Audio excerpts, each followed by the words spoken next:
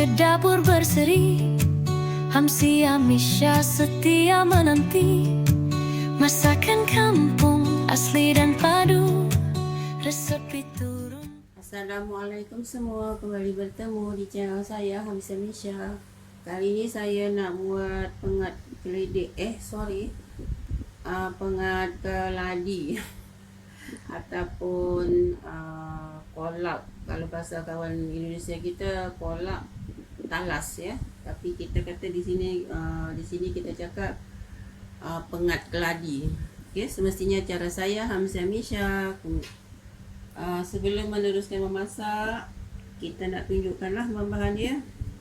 Bahan pertama kita ada keladi ya, yang saya sudah rebus tau.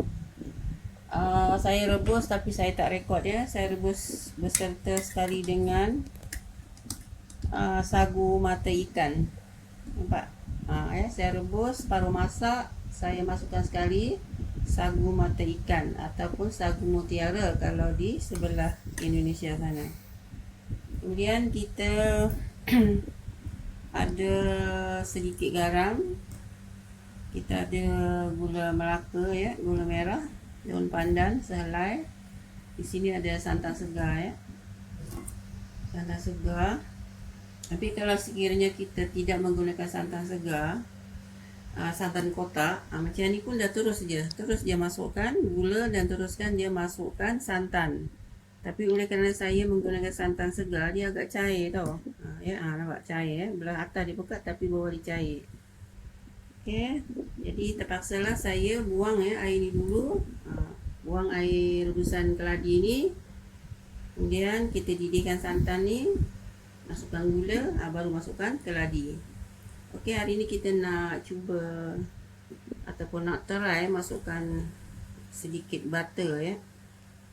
Butter masin ya. Sedikit saja, dia bukan satu sudu nak try. Sebab hari tu kita letak pisang, sangat sedap. Tapi keladi mudah-mudahan sedap. Saya pertama kali ya nak try. Okey. Okey, kita nak simpan air keladi dengan keladi dia. Masukkan ke dalam mangkuk ya.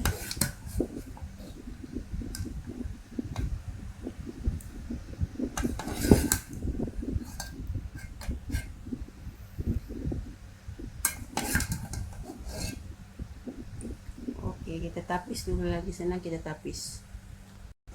Okey, kita dah tapis ya. Okey, selanjutnya kita nak masak santan ni bersama dengan daun pandan juga gula ni lah, gula Melaka ni. Saya nak potong-potong dulu. Try ya, bismillah. Di sini adik. Tu boleh bagi kecil sikit.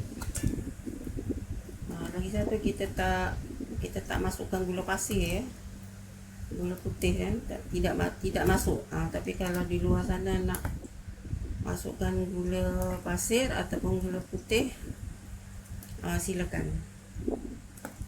Okay. Kemudian kita masukkan secubit garam ya, sedikit saja. Sebab saya akan masukkan butter tu, jadi sedikit saja. Okay, jom langsung kita memasak. Kita dah panaskan santannya ya, bersama dengan daun pandan dan juga gula tadi. Okey, walaupun dia tak hancur, bolehlah kita masukkan keladi yang kita rebus separuh masak tadi ya. Bismillahirrahmanirrahim.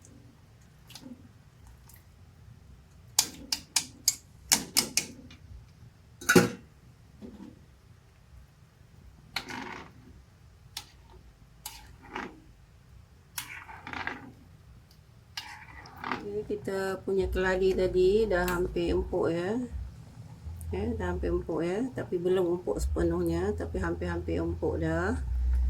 Ataupun hampir lembut. Macam saya cakap tadi, saya nak try masukkan macam ni ya, setengah sudu buttercup yang masin. Bukan yang biasa ya, yang masin. Okey, kita tunggu lagi.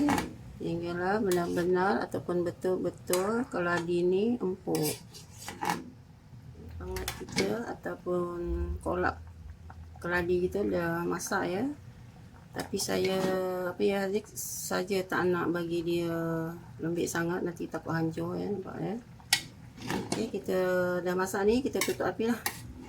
Kemudian nanti kita akan Zik, kita akan biarkan dia dulu dalam ataupun sehingga dia agak-agak macam suam, barulah kita hidang. Okey, saya tutup api ya. Okey kawan-kawan, pengat keladi cara saya Hamsi Amisha dah siap saya masak dan juga saya hidang. Sangat sedap kawan-kawan. Tapi saya nak cakap sikit, walaupun Zik, santan tu santan segar, tapi saya dah masukkan ke dalam peti ais. Jadi santan dia kurang Zik? Kurang cantik ya, dia kurang cantik tapi rasa memang mantap. Alhamdulillah.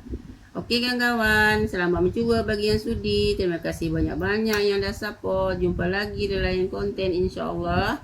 Terima kasih banyak. Assalamualaikum.